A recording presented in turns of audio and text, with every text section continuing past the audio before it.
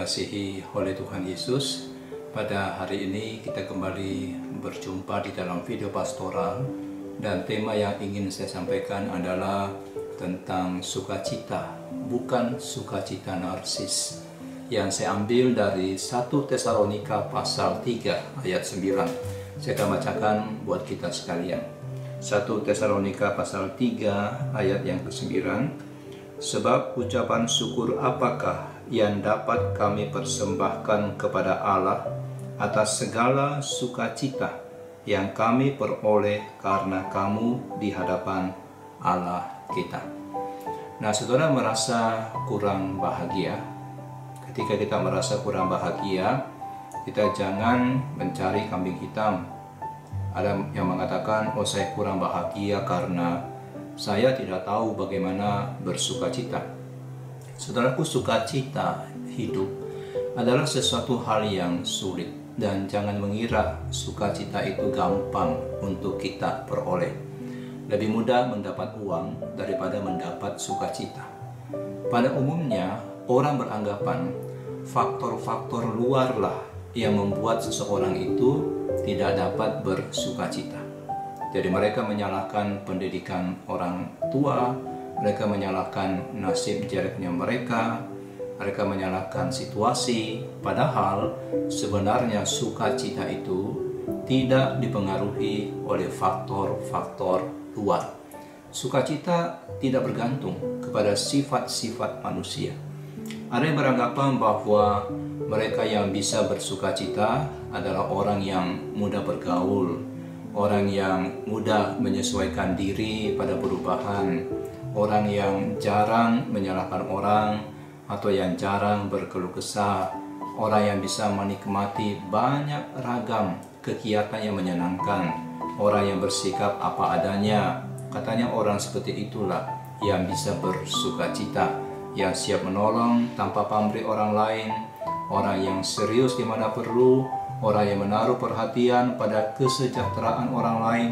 Tapi sebenarnya saudara, walaupun semuanya itu kita miliki, belum tentu kita bisa bersukacita.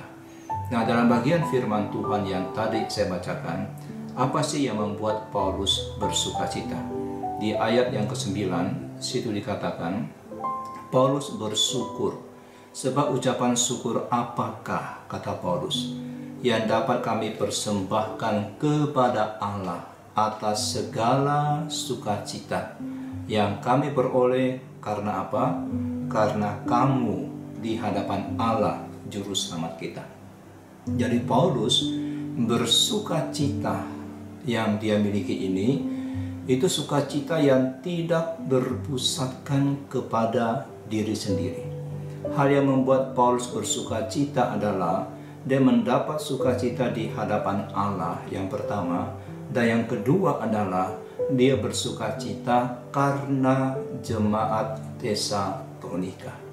Sukacita yang dialami oleh Paulus ini bukan sukacita yang narsis, bukan sukacita yang berpusatkan kepada diri sendiri. Sukacita yang berpusatkan kepada diri sendiri itu banyak sekali dialami oleh orang, termasuk orang Kristen. Kebanyakan saudaraku, kegembiraan kita, oh karena saya mendapat sesuatu, karena saya makan enak, karena saya dipuji, karena ada yang memperhatikan saya, karena saya beli handphone baru, motor baru, mobil baru, dan lain-lain.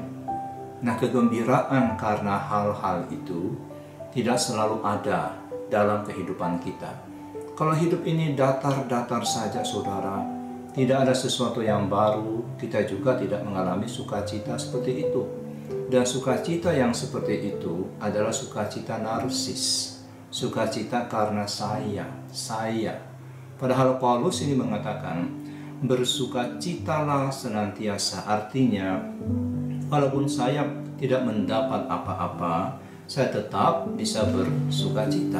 Dan kita akan bisa terus bersukacita kalau kita tidak terfokuskan kepada diri kita sendiri, kepada hal-hal duniawi, Nah, sukacita yang terus-menerus ini akan kita alami kalau kita bisa bersukacita di hadapan hadirat Tuhan dan di dalam kehadiran Tuhan. Sukacita di hadapan hadirat Tuhan adalah sebuah sukacita di mana kita berbagian dengan Allah. Apa yang membuat Allah bersukacita, kita juga bersukacita. Ketika Allah bersukacita dengan jemaat Tesalonika yang mengasihi Tuhan, di situ pun Paulus juga bersukacita. Jadi Paulus menghargai nilai-nilai yang dihargai oleh Allah. Apa yang membawa sukacita kepada Allah, itu juga menjadi sukacita daripada Paulus. Ketika Allah bersukacita dengan jiwa yang diselamatkan, maka Paulus juga bersukacita di situ. Nah, inilah aspek yang lain dari doa. Paulus bersukacita karena apa? Karena dia melihat anugerah Allah ada di dalam kehidupan jemaat Tesalonika.